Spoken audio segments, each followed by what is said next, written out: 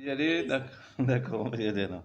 Voilà, avec l'aide de Dieu. Alors, on est réunis autour de la rabbinite. La rabbinite, c'est pas rien pour nous.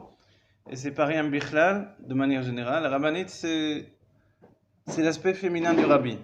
Mais quand on sait que le rabbi lui-même, il est dans une notion de malchut, de royauté, laquelle est également féminine, puisque ça représente le niveau qui est en relation avec le monde de Hatzilut, le monde de l'émanation.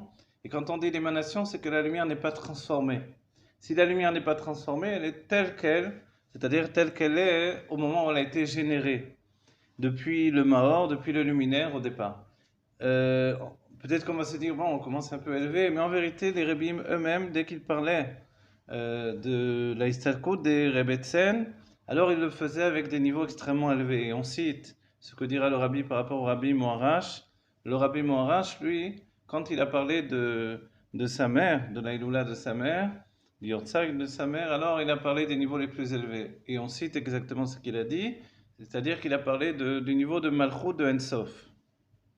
Malchut de Ensof, voilà, on se dit qu'est-ce que c'est Malchut de Ensof? Le Ensof et le Or Ensof, ce sont deux choses différentes. Et c'est le souci des Rebbeim de parler de ces niveaux extrêmement élevés quand on parle justement du Yortzeit des Rebbetzin. Donc j'insiste sur ce point-là. Et après on va descendre vers des choses plus simples sans doute. Mais on va commencer par ça. Et si on commence par ça, et si le Rabbi Morash a commencé par ces sujets-là justement, c'est pour bien nous faire comprendre que la nature même de l'aspect féminin, c'est-à-dire de celle qui a reçu sur elle de devenir un Mekabel, celle qui reçoit l'influence, elle est extrêmement élevée, plus élevée, on le sait déjà dans notre génération, que le côté du mashpia, le côté masculin, mais plus que ça encore, elle est élevée dans la pensée divine. La pensée divine, elle se connecte avec la finalité c'est la Géoula Mitil Vashlema, et le cheminement pour obtenir le réceptacle de la finalité. Dans notre génération, on a enfin compris que le réceptacle de la finalité de la Géoula Mitzvah Shlema, la délivrance complète et véritable, le réceptacle, c'est l'exil. Et l'exil, lui, ne peut pas être vécu pour un homme, je parle évidemment d'un homme juif, si il n'a pas à ses côtés une aide, une compagne qui, en fait, a une source plus élevée que la propre source de l'homme, laquelle va s'exprimer au quotidien par son travail dans la Torah et les mitzvot. Voilà. Et c'est pour ça que dès que l'on parle d'une femme, qui plus est d'une femme qui est une Rebbetzin, la femme du rabbi, alors le rabbi Morash, et le rabbi va le citer comme une référence sur ce sujet-là, va mettre en avant le côté de Malchut de Ensof. Qu'est-ce que Malchut de Ensof? Quand on ouvre les livres de Kabbalah, on s'étonnera de voir que les kabbalistes disent on ne sait pas ce qu'est Malchut de Ensof, mais Dieu, lui, il sait ce qu'est Malchut de Ensof. Évidemment, dans la Chassidut Rabbah, on a basculé dans ce qui s'appelle la Havana Vasaga, la compréhension, alors forcément, on ne peut pas se suffire d'une expression de cette manière-là qui peut rassasier peut-être les kabbalistes. Dans la Chassidut Rabbah, le rabbi nous dit que la Malchut, c'est toujours la révélation. Si bien que pour un homme, sa malchut, sa femme, c'est sa révélation. Et quand on parle du rabbi, et quand on prend conscience que le rabbi, en fait, est dans un état qui est proche du féminin, alors on entend deux fois la notion de révélation. Et on précise. Je vais signaler, je me rappelle que quelquefois, certains veulent se moquer, nous disent ah, Yechi Malka, au lieu de dire Yechi Melech. Et en hébreu, ça fait donc Yechi, la Malka, la reine.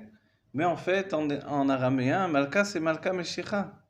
Malka Meshicha, c'est le roi Mashiach. Donc pourquoi il a on va dire, une faculté d'être pris en hébreu au féminin, et puis en araméen, il reste masculin. C'est qu'en réalité, la Malchut, selon les termes du Zohar et la compréhension de la Kabbalah, c'est vraiment un état féminin. Et qu'est-ce que l'état féminin? On l'a mis en avant, c'est l'idée de révélation. Révélation à la fois de ce qui est, de ce qui a été et de ce qui sera. Et on souligne la malchut du monde de Hatzilut, de laquelle il est dit Baté les Gani, le Gan lui-même, qui est le jardin des révélations, en fait, le jardin du plaisir.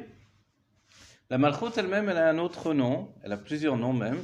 Elle s'appelle Shrina, la Shon Shochenet, c'est-à-dire qu'elle est dans une situation où elle peut laisser résider la lumière infinie du niveau les plus élevés.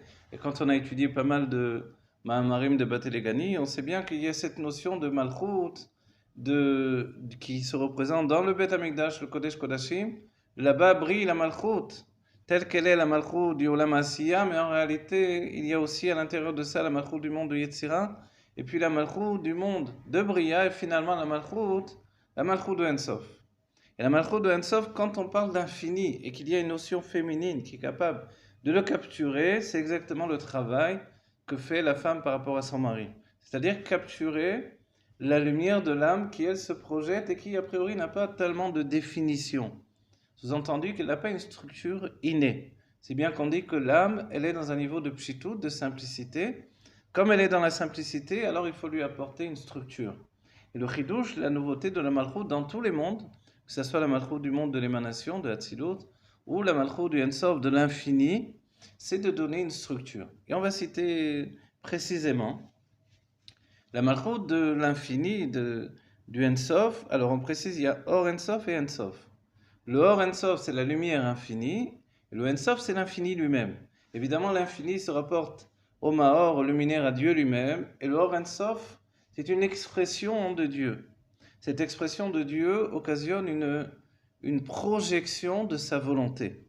Et la volonté de Dieu, c'est justement qu'il lui soit fait une dira batartonim. Et c'est pour ça qu'il faut une structure. Et cette structure, elle vient du côté de la Malchut. Donc la Malchut, c'est celle qui peut donner à la fois l'état de révélation de l'intention divine, qu'est-ce qu'il veut dans le monde à venir, et d'un autre côté également la structure qui permet d'y parvenir. Et ça, c'est le travail justement qui se trouve en fin de ta'alir, en fin de travail ici dans notre monde, par également le couple au quotidien.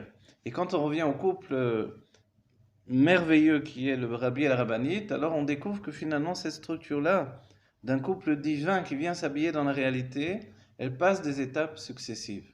On peut signaler qu'avant la Estalkut de la Rabbinite, le Rabbi s'est attaché à préserver le maximum les minagim du Rabbi Rayatz, du Rabbi précédent.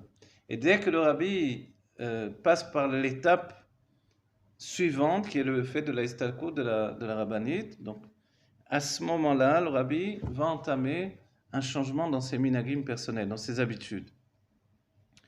Ça, ce travail de transformation à partir de là, c'est également dans une idée de révélation. Et le Rabbi l'a précisé, c'est-à-dire qu'à partir du moment de l'Estalkut de la Rabbinite, on rentre dans une nouvelle période du judaïsme où se révèlent finalement des projections de toutes les névuot, de toutes les prophéties que les Névim, les prophètes ont fait depuis des siècles, qui tout à coup viennent à portée de chacun d'entre nous. Une idée essentielle se trouve dans le fait de transformer les armes de guerre en socs de charrue, etc., comme on le verra dans le Dvar Malchut. Tout ça, c'est à partir justement de ce moment où la rabbinite va apporter au monde une transformation. Et il faut signaler dès le commencement, le rabbi, lui, il descend de David Ameller, et cette Geza, comme on dirait, c'est-à-dire cette racine de David Ameller, qui va passer par tous les Rebbeim, par le Baal Shem Tov, par le Rashi, par le Maharal de Prague, le Rashi, et puis finalement Shlomo et David. En fait, cette lignée-là, elle apporte au Rabbi quelque chose de fondamental pour nous, puisque c'est la base même de ce qui s'appelle Cheskat Mashiach, le fait qu'on puisse supposer qu'il est Mashiach. Ensuite, il a besoin également d'une autre notion. L'autre notion, c'est la notion de, en plus d'être de la descendance de David, il a besoin d'avoir l'âme de Moshe Rabbeinu. Et pour posséder l'âme de Moshe Rabbeinu, il faut également qu'il s'attache à la notion de Nassi Ador, le prince de la génération. Et c'est grâce à la rabbinite que le rabbi va s'attacher au prince de la génération d'une manière, comme on dira en bon français, intrinsèque, c'est-à-dire quelque chose qui est fondamental, qui est une fusion avec l'arbre généalogique des Rebbeim, alors que le rabbi était un cousin. De cousin, il devient gendre, et ce gendre est capable finalement de rattacher le dernier maillon avec le premier maillon. Et c'est ce que le rabbi dira, le fait que les Shvim Chavivin, le septième, est chéri de Dieu comme Moshe Rabbeinu. Il est chéri de Dieu non pas parce qu'il a une faculté particulière ou une qualité particulière, selon les propos du rabbi, et ça en a son humilité, mais parce qu'il est attaché au premier. En fait, dans l'idée même qui est proposée par le Rabbi ici, c'est l'idée d'un dévoilement qui va passer par des étapes successives. Et quand on arrive au 7e échelon du dévoilement, alors on aborde également ce qui s'appelle la révélation. Et ça, c'est l'idée de la Malchoute. Et on souligne, la Malchoute, la royauté divine, elle a deux aspects. Un, elle est le dernier maillon du monde précédent. Donc, quand on souligne qu'il y a un monde essentiel pour la connaissance de Dieu, quand le Zohar dira pourquoi Dieu a créé le monde, de manière à ce qu'il soit connu, et le Rabbi Rachab va objecter tout de même. Il y a un petit problème parce que l'essentiel de la connaissance de Dieu, c'est le monde de Hatzilut, le monde de l'émanation. À partir de là, on a tout ce qu'il faut pour connaître, comprendre Dieu. Et les mondes ensuite qui vont venir ne vont faire que voiler le visage de la lumière divine. Alors en fait, donc on pourrait dire que ce monde suffit. Et c'est pour ça que le monde de Hatzilut en lui-même, il s'appelle le monde de Hatzilut, de l'émanation, alors qu'en fait, il y a toute une infinité de mondes de l'émanation qui ont précédé. Donc en fait, il est le dernier des mondes de l'émanation et il va porter le nom monde de l'émanation. Donc en fait, il termine. Qu'est-ce que l'émanation? Ce n'est pas une transformation de la lumière, c'est la lumière elle-même sans transformation. Mais voilà qu'à partir de la Malchut, de la royauté du monde de Hatzilut, il y a une transformation. Et la transformation, le Rabbi le précise, à nouveau dans les Baté Legani, il nous dit que la transformation ne se fait pas au niveau de la lumière du or, elle se fait au niveau des réceptacles. Et c'est là où la Malchut a un rôle fondamental, où la femme dans la vie intime d'un homme a un rôle fondamental, c'est le travail d'apporter des kélim, des réceptacles de réalité. Et la réalité, quand on parle du monde de Hatzilut par rapport à notre réalité dans le monde de Asiya, le monde de l'action matérielle, alors on se rend bien compte qu'il faut pratiquement inventer cette réalité qui n'existe pas dans la lumière divine. Et pour l'inventer, la générer, alors il faut un état de Memutsa, d'intermédiaire, qui est capable à la fois d'être le dernier maillon d'un monde divin sans aucune transformation, le monde de Hatzilut, et le premier maillon d'un monde nouveau qui va commencer à partir du monde de Bria. Ensuite, ça va entraîner le monde de Yetzirah, et puis Asiya et le monde matériel, dans une conscience du monde matériel absolu où nous nous trouvons. Ce qui va être défini dans la Kabbalah et la Chassidut comme Da Tarton, la conscience inférieure, où finalement tout est vécu à partir de ma perception. Enon milevadi, il n'y a rien d'autre que moi. Mais auparavant, tout était uniquement un non milevado. Tout est Dieu. Et la force de la Malchut, c'est cette faculté de donner naissance à ce qui n'était pas auparavant. Et c'est comme ça finalement que la mère, selon les termes de Hari dans le Etzraïm, le Hari nous dira que I metzayeret et valad. Elle dessine l'embryon. Qui dessine l'embryon? Ce n'est pas justement la donation de l'homme. L'homme, il donne la base même de l'embryon par la semence, mais en vérité, même si cette semence, elle découle du cerveau du père. Donc elle est essentielle, elle vient de quelque chose d'extrêmement élevé, puisque l'âme divine se trouve dans le cerveau. Toutefois, si la femme n'a pas participé de cette manière-là, n'a pas donné quelque chose d'aussi élevé qui est en rapport avec l'âme, parce qu'on peut dire de cette idée-là que l'homme a donné l'âme, la femme, elle, va donner la transformation physique, l'amélioration physique, l'aboutissement physique, et jusqu'au niveau de Imetsaïret et Avalad. Elle va dessiner l'embryon. Ça, c'est quelque chose de merveilleux. Et dans ce cas-là, les sages nous disent que, en fait, l'essentiel de l'embryon dans le ventre de la mère est construit par la mère uniquement. C'est-à-dire qu'il y a un détachement du côté masculin pour accéder à une construction intérieure féminin. Et c'est pour ça que, même par rapport à la rabbinite et au rabbi, le rabbi nous a souligné quelquefois que la rabbinite peut bénir. Et en plus du fait qu'elle peut bénir, puisque quand la rabbinite a transmis des bénédictions, alors le rabbi a dit, mais pourquoi on ne lui a pas demandé à elle-même les bénédictions? Alors il a précisé, la rabbinite peut bénir, et en plus de ça, quand je bénis, alors il faut qu'il y ait une certaine transformation de ma bénédiction par rapport à la réalité, mais la rabbinite, elle est déjà dans l'aspect de la réalité. Donc en fait, elle donne une bénédiction qui est directement en rapport avec la réalité. Et c'est pour ça que la rabbinite va également donner des conseils pratiques.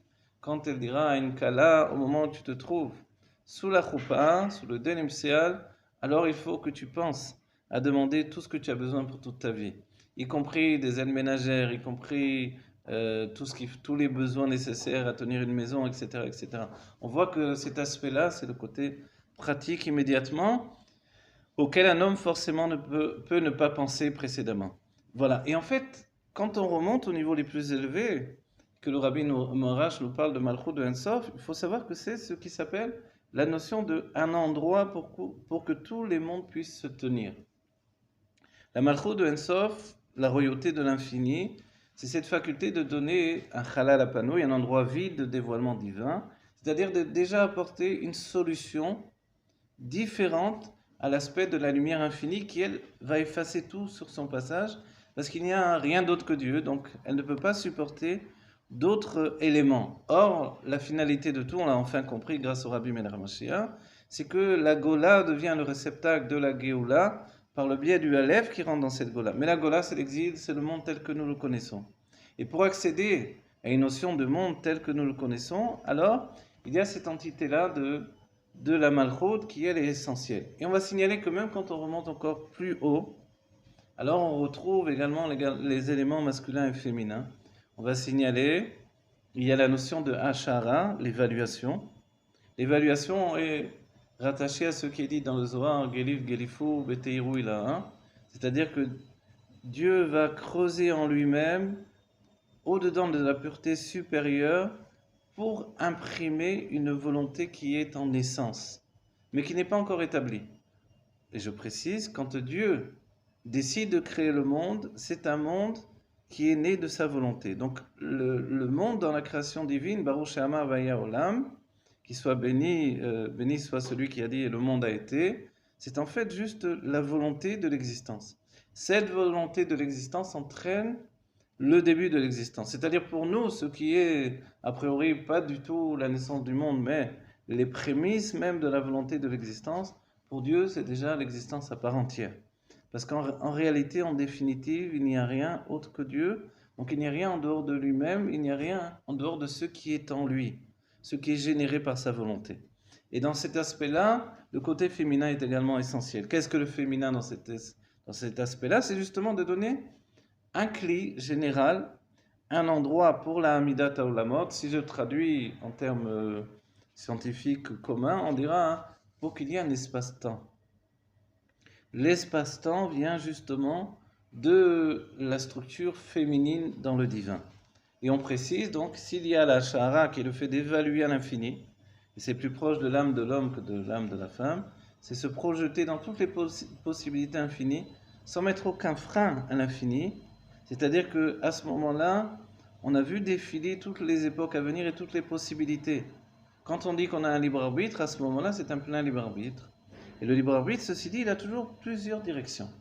Si je vais à droite, il va se passer ça. Si je vais à gauche, il va se passer ça. Si je me marie avec cette femme, je vais avoir tel enfant. Si finalement ce n'est pas elle, il y aura d'autres enfants, etc., etc. Donc toutes ces décisions à l'infini ont un commencement qui précède l'établissement de la volonté. Une fois que la volonté va être établie par Dieu, alors tout est fixé. Mais en attendant, il y a l'étape précédent. Et dans cet étape précédent, il y a deux niveaux. Le niveau de ce que l'on appelait la Shahara, l'évaluation divine, qui est essentielle pour la Géoula, parce qu'elle est capable de ne pas prendre en compte la limite du monde, la limite de nos âmes investies dans un corps, la limite inhérente aux problèmes qu'on ne connaît pas nous-mêmes, mais qui font que la Géoula est un petit peu retardée. En fait, dans cette définition-là de la Shahara, l'évaluation divine, d'avant la décision de la création, il y a en fait une liberté absolue. Chaim Olebracha, je prends un petit café.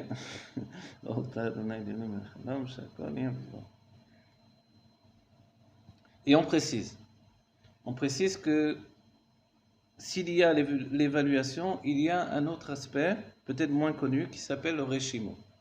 Le Reshimo, en fait, c'est lui l'aspect féminin de cette notion d'évaluation. Qu'est-ce que le Reshimo? Le Reshimo, c'est le plan du monde avant que le monde ne soit structuré par un dévoilement de construction. C'est-à-dire qu'il y a plusieurs exemples, on va citer les exemples de l'Admour Hamsaï. L'Admour Hamsaï nous dit, c'est comme un peintre qui, avant de faire un tableau avec les couleurs, avec la peinture, va faire son dessin sur sa toile, et ensuite, il va mettre les couleurs à la peinture. Et finalement, les couleurs à la peinture vont masquer le dessin de base. Mais les couleurs sont établies d'après le dessin de base. S'il n'y a pas le dessin de base, en fait, les couleurs sont de l'abstrait, comme on dirait aujourd'hui. Un autre exemple de l'Admor Saïd, il nous dit, celui-là est extraordinaire en soi, il nous dit lorsqu'on a un objet et lorsqu'on le lance en l'air, alors, par exemple, une pierre, je jette vers le ciel, alors la pierre va monter tout le temps où le réchimo, la trace de la force de ma main, va rester dans la pierre. C'est bien que la pierre va monter, va monter, va monter, et à un moment où la force de ma main va être épuisée sur la pierre, alors elle va redescendre, elle va retomber. Et c'est intéressant de noter qu'à cette idée-là, le rabbi Al-Moram Saïd ne parle pas de la force d'attraction. Même si les sages ont dit précédemment, bien avant Newton, l'idée de quand tu jettes un bâton vers le ciel, il va toujours retomber sur le sol. Et ici, c'est pas cette idée qui est utilisée, mais le fait que la pierre elle-même, elle continue à monter tant que la force de la main qu'il a jetée se trouve encore attachée à la pierre. Quand la force de la main, le réchimo, la trace du geste va être épuisée, la pierre va retomber. Et pour nous, cet exemple-là est essentiel. Nous sommes dans une génération où quelquefois on nous demande, ou même souvent, mais qui est le rabbi aujourd'hui? Le rabbi, c'est le rabbi Melech Mashiach, et la génération, ce n'est pas 20 ans, 50 ans ou ce qu'on veut. La génération, c'est Nasi Ador ou Kechol Ador. Le prince de la génération, c'est toute la génération. Donc nous sommes toujours dans la même génération. Et quand on précise qu'il y a deux notions dans la génération, il y a l'idée de la dernière génération de l'exil ou la première de la Géoula. Alors, mon ami le Rav Bekou, je me fais remarquer qu'en fait, on a un certain choix dans notre vie. L'idée de se dire que on peut appartenir à la dernière génération de l'exil sans appartenir à la première de la Géoula. Et là, c'est un peu dramatique, mais c'est peut-être un choix dans les âmes. Et ce choix, c'est de se dire que non, c'est le Rabbi qui nous mène toujours, qui nous guide, et chaque chose qui nous entraîne dans la vie, c'est toujours la même et unique force du Rabbi. Et je reprends l'exemple de l'Admor Saïd, quand on jette la pierre, tant qu'il y a le réchimo, la trace encore de la main qui a jeté la pierre, alors on continue sous la poussée de cette pierre. Et nous sommes comme ça. Le Rabbi nous a jetés vers la Géoula, il y a encore la trace de la main du Rabbi qui nous porte, et on est porté par cette force-là, et on voit que la force ne nous abandonne pas. Le Rabbi, c'est pas juste quelqu'un qui nous a influencé au passé, il nous influence chaque jour de notre vie. On a tous conscience que non seulement le Rabbi n'est pas mort, mais le Rabbi influence sur nous une vie et une vitalité que nous n'aurions jamais si le Rabbi ne nous avait pas donné cette vitalité et s'il ne nous la transmet pas chaque jour de notre vie. C'est pour ça que il y a quelque chose d'extraordinaire dans la génération, notre génération, c'est que l'on s'attache au côté intérieur du Rabbi, le plus profond. Non pas celui qui est exigé par la représentation physique, mais le côté de l'âme du Rabbi qui s'investit en chacun de nous. Et le fait que l'on va retrouver le Rabbi dans son corps de Géoula, alors on va se confronter également à ce côté féminin dont on a parlé. Et là, quand on dit qu'il y a l'évaluation et le réchimo, quelle est la différence entre l'un et l'autre? L'évaluation, c'est un esprit qui ne s'arrête jamais de penser, de sous-peser toutes les possibilités à l'infini, mais qui ne tranche jamais. Et c'est pour ça que la Géoula peut arriver à chaque instant. Et d'un autre côté, il y a le réchimo. Le réchimo, même si beaucoup pensent que le réchimo apparaît après le tzimtzum, c'est-à-dire le retrait de la lumière divine, uniquement, en fait, le réchimo a précédé. Et en réalité, il était déjà là, mais il était masqué par la lumière divine. Comme lorsque la mer se retire, tout à coup, à marée basse, on peut découvrir qu'il y a des ruines d'une ancienne ville qu'on ne savait pas. Et en fait, de cette idée-là, le monde est déjà en place avant même que le monde n'existe. C'est-à-dire tous les mondes, que ce soit le monde de Hakudim, Nekudim, Brudim, Atzilut, etc., et même notre monde dans la conscience du matériel, tout était déjà écrit dans le Réchimo. Et le Rabbi nous dira une chose extraordinaire, la lumière de l'infini, le Kav Ein-Sof, va jaillir du Réchimo et venir dans ce qui s'appelle les Otiyot à Réchimo. C'est la première fois que l'on entend parler de Otiyot, les lettres du Réchimo. C'est-à-dire que c'est là tout l'aspect féminin de donner des lettres. Les structures, ce sont des Otiyot, des lettres, et les lettres elles-mêmes, ce sont des kélim, des réceptacles de révélation, de dévoilement. C'est ça ce que le côté féminin apporte au côté masculin. C'est bien que pour nous, dans la conscience du rabbi, de la rabbinite, on peut comprendre que le rabbi, c'est la malchoute, et la rabbinite, c'est la malchoute de la malchoute. Sous-entendu, si le rabbi est une révélation de la Géoula, par le fait qu'il révèle tous les rébéim qui ont précédé, parce que nous n'avons pas connu les rébéim, Ototeno, Lorainu, nous n'avons pas vu les signes, et pourtant on accède à tous les rébéim grâce au rabbi. De la même manière, le rabbi a édité, imprimé tous les livres des rébéim, et on lui a demandé, mais pourquoi vous imprimez tous ces livres-là? Quelqu'un va lire tout ça? Quelqu'un va étudier tous ces livres-là? Le rabbi a dit, il y a toujours chez les chassidim un lien particulier avec l'un des rébéim. En dehors du lien avec le Nassiador, le prince de la génération, le rabbi de la génération, il y a aussi un lien avec l'un des rébéim. Même si ce lien peut changer d'époque en époque. C'est-à-dire qu'à la fois on est attaché au rabbi Melech Mashiach et à la fois on peut être attaché à l'Admour Amsaï, à l'Admour Azaken, au rabbi Rayatz, au rabbi Rachab, au rabbi Moharash, au Tzemar Tzedek. Chacun avec des périodes différentes de notre vie, on a besoin également de passer par ce rabbi. Parce que chacun des rabbis, c'est une sphira. Sous-entendu, une structure de dévoilement divin.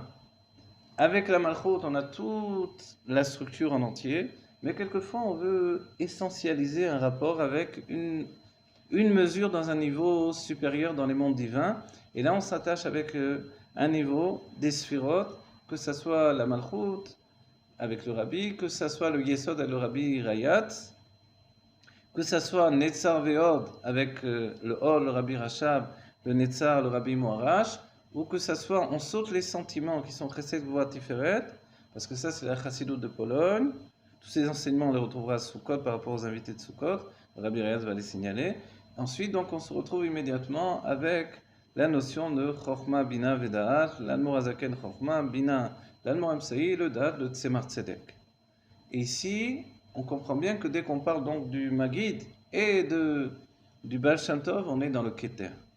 Le Keter, il a deux aspects. Il y a Chitzoniyut, Vepnimiyut, l'intériorité et l'extériorité, la volonté et le plaisir. Et là, on rentre dans le Keter, dans une notion où la Chassidut, c'est le dévoilement du Keter.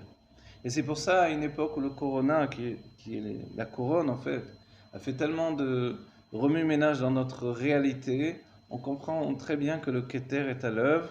Le Keter est en train de transformer la notion de réalité que les hommes avaient jusqu'à présent pour rentrer dans une nouvelle réalité. Un autre aspect également, on verra, par le fait de dévoiler également ce qui aujourd'hui s'appelle le métaverse, sous-entendu un autre monde, un monde immatériel, un monde qui n'est pas la réalité, mais qui est une projection dans un monde qui n'existe pas réellement et qui pourtant prend une place dans l'existence à tel degré qu'il peut rapporter beaucoup d'argent et qu'il y a des aspects financiers importants dans ce monde. Une pseudo-réalité, c'est en fait comme une connexion avec le monde de Yetzira, où là-bas se trouvent toutes les images de ce monde sans qu'il y ait véritablement une réalité. Et pour nous, ce monde immatériel, sans réalité, a priori, il est faux. Mais on voit que non. Non seulement il n'est pas faux, mais il y a un enjeu, non seulement financier, politique et de structure, on va dire, au niveau des sciences, etc. Il y a une avancée dans ce côté-là. Pourquoi? Parce que les hommes sont en phase de voir le dévoilement du monde de Yetzira. Ensuite, il y aura le monde de Bria et ensuite le monde de Hatzilut, et c'est la Géoula Amitid Vashlema. Donc il y a comme un désir des hommes de ce monde matériel de se hisser au plus haut. Et ce désir de se hisser au plus haut, c'est un désir qui est inhérent au fait de la Géoula qui avance vers nous. À la fois, on a un déphasage par rapport à la réalité, de plus en plus, et à la fois, on accède à une réalité qui est immatérielle, virtuelle. Ce côté virtuel, c'est qu'en fait, le monde dans lequel on se trouve, c'est de la lumière infinie elle-même. Il n'y a pas d'autres matériaux que la lumière infinie. Et le Rabbi nous dit tous les changements ne sont que dans le réceptacle, sous-entendu dans la perception. Et c'est là où l'aspect féminin joue un rôle important. Le féminin, c'est la faculté de percevoir, et on peut rajouter de percevoir de manière metukan, de manière réparée, mais réparée dans le sens où il n'y a pas de scorie, il n'y a pas de choses négatives. On peut prendre un enseignement, on peut l'intégrer dans sa vie, il n'y a pas de transformation. Aujourd'hui, on est relié à la rabbinite, et la rabbinite, pour nous, c'est plus qu'une femme. C'est une femme qui est à l'image des mondes divins, qui est une sadeket, qui est la vie éternelle au même titre que Sarah Imanu, et qui pourtant s'est investie dans la réalité. Elle est la fille du Rabbi Rayatz, elle fait un lien indirect entre le Rabbi Rayatz et le Rabbi, elle est donc de cette manière-là un Memutza, un intermédiaire entre le Rabbi précédent et le Rabbi actuel, et de ce fait-là, elle est en elle-même deux aspects. Elle a l'aspect exact de la Malchut, qui est le fait qu'elle comporte encore toute la lumière des Rebbeim qui ont précédé jusqu'au Rabbi Rayatz, et puis elle donne naissance à une nouvelle lumière, un nouveau réceptacle, c'est celui du Rabbi Melech Mashiach.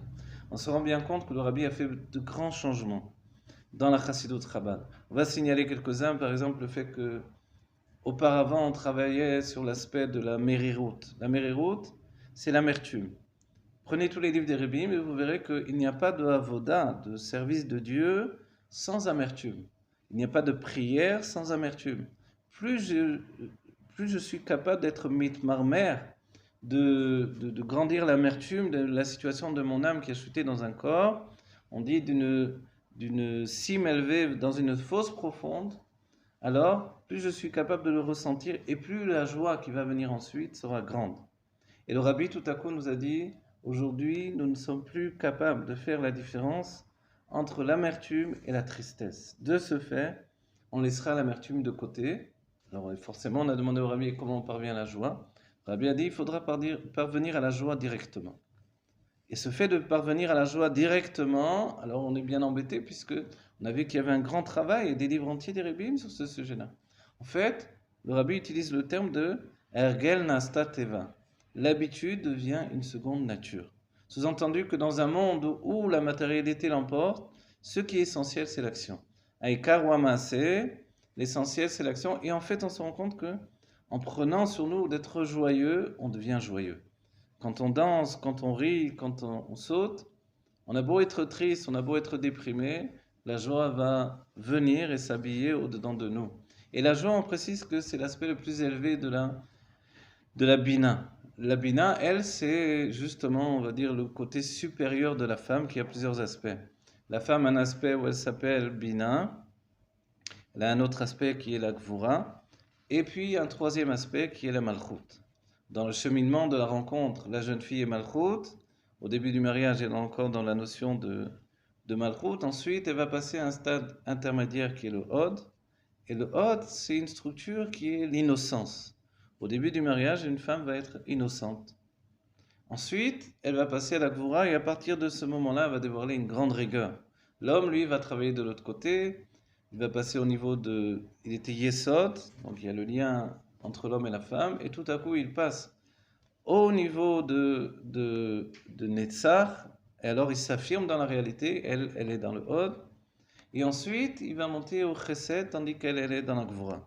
Le chesed, c'est apprendre le chesed chinam, le fait que finalement, il y a un côté où on n'est jamais contente, on n'est jamais satisfaite, c'est l'étape de la gvura. Et ensuite, on s'élève à un niveau supérieur, c'est l'étape de chorma et bina. Chorma et bina, à ce moment-là, l'âme de l'homme et l'âme de la femme se structurent dans des réceptacles d'expression beaucoup plus intellectuels, beaucoup plus posés, beaucoup plus essentiels. Et on dit que l'homme a une mitzvah particulière, c'est donner du plaisir à sa femme. Et la femme, qu'est-ce qu'elle apporte à l'homme? C'est la joie. Et en fait, les Rebbeim nous disent, qu'est-ce que la joie? C'est l'expression du plaisir, lequel est secret. Le plaisir est secret, il est intérieur, mais la joie, c'est son expression révélée. Donc en fait, dans cette expression révélée du plaisir, il y a quelque chose qui s'identifie à la Géoula. Et c'est pour ça que quand on dit où se trouve la Géoula dans les mondes divins, alors on dit qu'elle est dans la Bina. C'est bien que quand on dira Mezuman lechaye olam haba, invité dans le monde futur, Yeshlo chelek olam haba, il y a une partie du monde futur. En fait, ces notions-là de monde futur, c'est la Bina elle-même. Et la Bina, c'est la réflexion intellectuelle divine qui entraîne la faculté de générer une joie infinie. Et on la compare à un vin qui rend joyeux.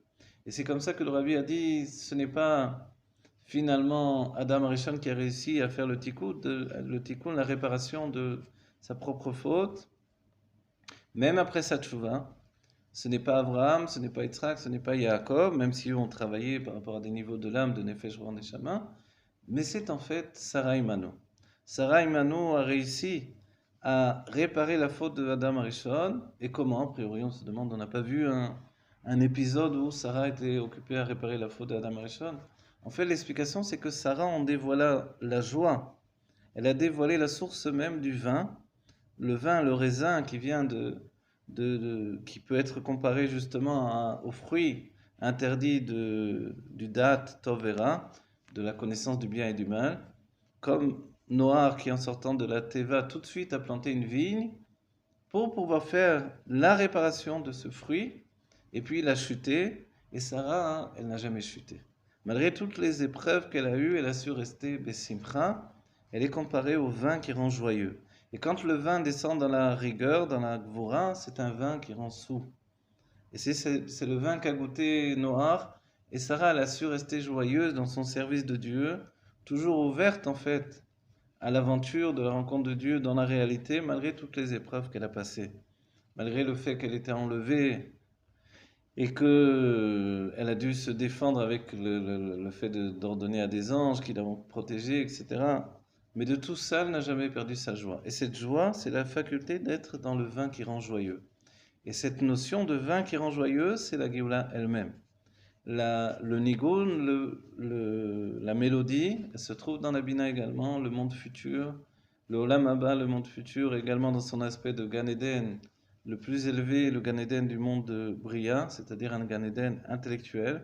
Lorsque nous étudions la Chassidut Chabad, on se met en relation avec ce Gan Eden du monde de Bria. C'était là-bas essentiellement que se trouvait Adam et Chava avant la faute.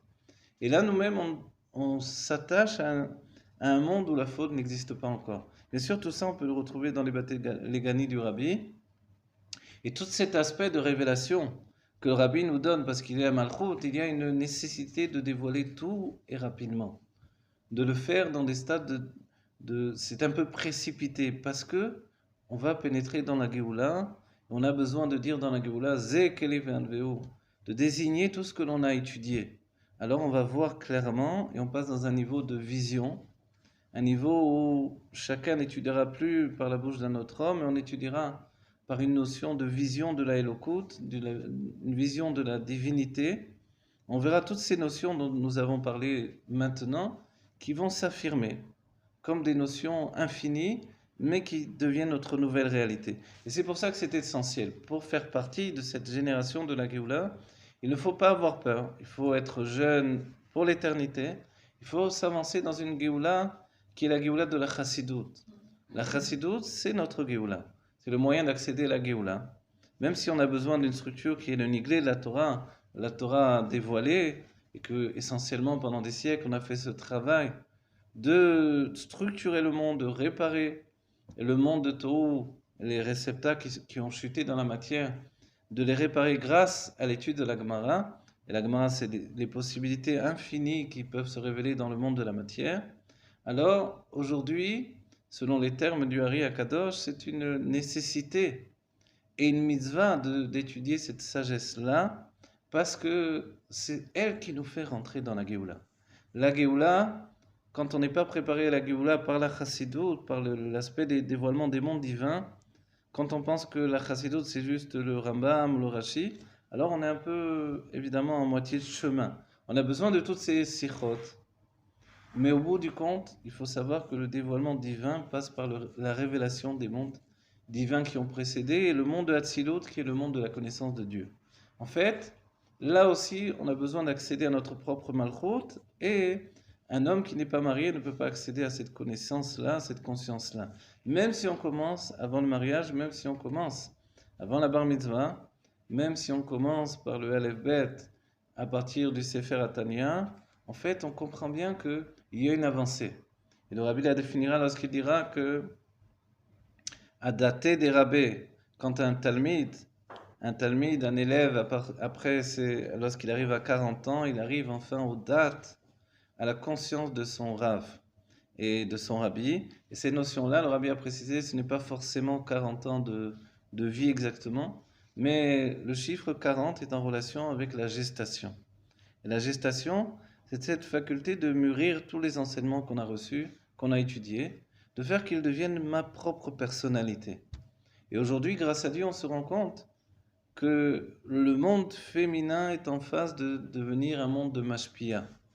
Et c'est tout le projet finalement de cette midrasha, de démontrer comment le monde féminin est passé déjà dans le cadre de Eshet Trahi, la Teret Baala, cette révélation apportée par la rabbinite qui s'est répandue sur toutes les femmes de la génération, depuis la nécessité pour les femmes d'étudier selon le Rabbi Rayat, toutes les femmes, ceci basé sur le fait que les mitzvot de Da'at Havayé et Munat Havayé ne sont pas des mitzvot liés au temps, donc ce sont des mitzvot qui sont en relation avec la femme. Donc la femme doit étudier en particulier tout ce qui est en rapport avec la connaissance de Dieu. Et quand la connaissance de Dieu obtient également un réceptacle de compréhension dans la réalité, alors on établit le lien qui est comme celui du Aleph avec la Gola, et c'est comme ça qu'on apporte la Géoula. Donc je souligne l'importance de cette étude par la Midrasha qui est essentielle, puisque c'est une étude au quotidien. Ce n'est pas une étude juste passive, mais qui entraîne toutes les femmes à participer, à étudier, à enseigner, et ça c'est quelque chose de merveilleux. Donc on voit déjà qu'on passe dans l'étape de chez Trahi la Teret Baala, la femme devient la couronne de son mari, même s'il reste Baala, c'est-à-dire celui qui est le maître a priori, le maître, c'est-à-dire la notion de Neshama en rapport avec le corps, puisque l'homme, depuis Avraham Avinu, est comparé à la Neshama, l'âme, tandis que la femme est comparée au corps. Et c'est assez curieux parce que le terme Neshama, c'est aussi relié à la Bina, lequel est féminin. Donc il y a toujours dans la Torah cette notion de Nosé Afachim, ou une chose qui contredit l'autre. Finalement, c'est ce qui fait que la Torah n'a jamais terminé de nous étonner, de nous émerveiller, de nous donner de nouvelles questions, lesquelles vont entraîner des recherches nouvelles. Et ces recherches nouvelles sont essentielles.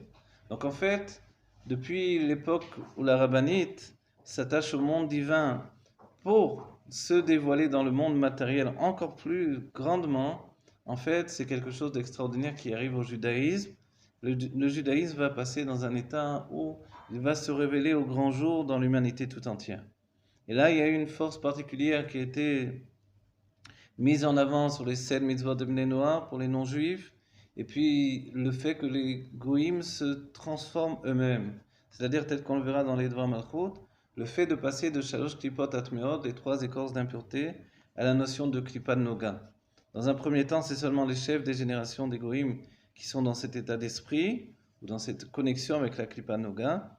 La Klipat Noga, on se rappelle, c'est un moyen de choisir entre le bien et le mal. Donc choisir pour les goïms entre faire les 7 lois de Bnei Noach ou non.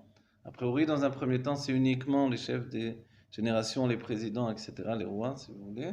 Et puis, dans un deuxième temps, on voit que ça se répercute sur tous les goïms de la génération. Petit à petit, il y a un birour intérieur qui s'est fait où le monde n'est plus un ennemi. Et le rabbi va jusqu'au fait de préciser qu'au contraire, il y a une situation où il nous aide à servir Dieu.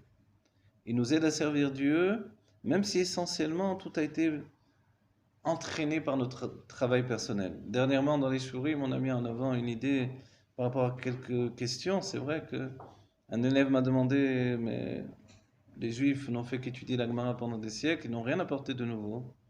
Ce ne sont pas les Juifs qui ont apporté la mécanique, le train, et puis ensuite les ordinateurs, et puis le monde moderne, et puis les voitures, et puis ici, la machine à laver. Eux, ils ont fait qu'étudier la Gemara. Alors, a priori, ils n'ont rien apporté au monde, tandis que les goïms ont apporté des solutions pratiques.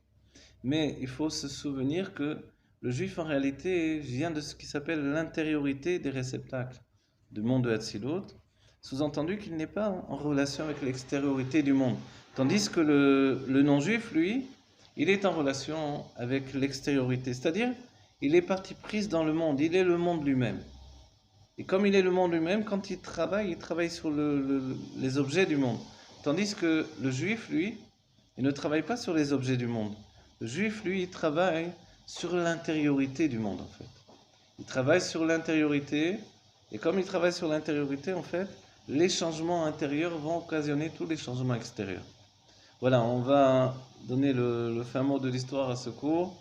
Ce cours est évidemment relié à la rabbinite. Pour nous, la rabbinite, c'est pas seulement toute la structure de dévoilement intime du Rabbi, mais c'est la structure de dévoilement intime de tout le peuple juif. C'est une marche en avant vers la Géoula, c'est une transformation même des minagim du Rabbi pour nous entraîner vers la Géoula Mitit Vashlema. C'est une conscience que la Géoula passe par la maison du juif, puisque la rabbinite, elle,